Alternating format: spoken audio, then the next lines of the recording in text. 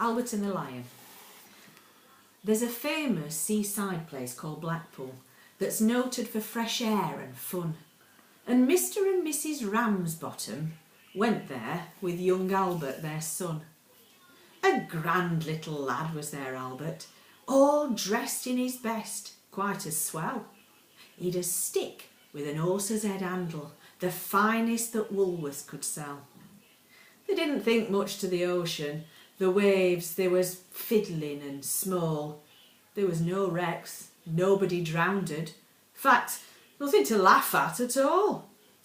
So, seeking for further amusement, they paid and went into the zoo, where they'd lions and tigers and camels and old ale and sandwiches too.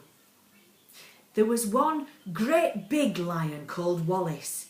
His nose were all covered in scars, and he lay in a somnolent posture with the side of his face to the bars. Now Albert had heard about lions, how they were ferocious and wild, and to see Wallace lying so peaceful, well, it didn't seem right to the child. So straightway the brave little fella, not showing a morsel of fear, took his stick with the horse's head handle and pushed it in Wallace's ear. You could see that the lion didn't like it, for giving a kind of a roll, he pulled Albert inside the cage with him and swallowed the little lad whole. Then Pa, who had seen the occurrence and didn't know what to do next, said, "Mother, yon lion's et Albert." And Mother said, I am vexed." So Mr. and Mrs. Ramsbottom, quite rightly, when all's said and done, complained to the animal keeper that the lion had eaten their son. The keeper was quite nice about it. He said, "What a nasty mishap. Are you sure that it's your lad he's eaten?"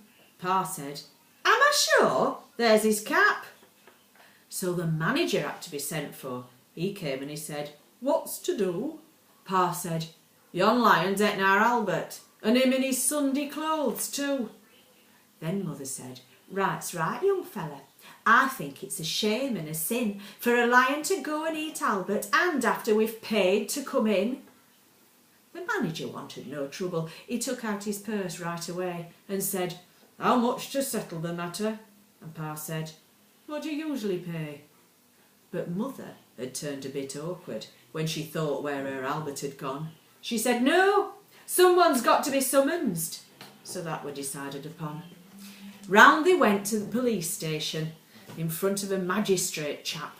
They told him what happened to Albert and proved it by showing his cap. The magistrate gave his opinion that no one was really to blame. He said that he hoped the Ramsbottoms would have further sons to their name. At that, Mother got proper blazing.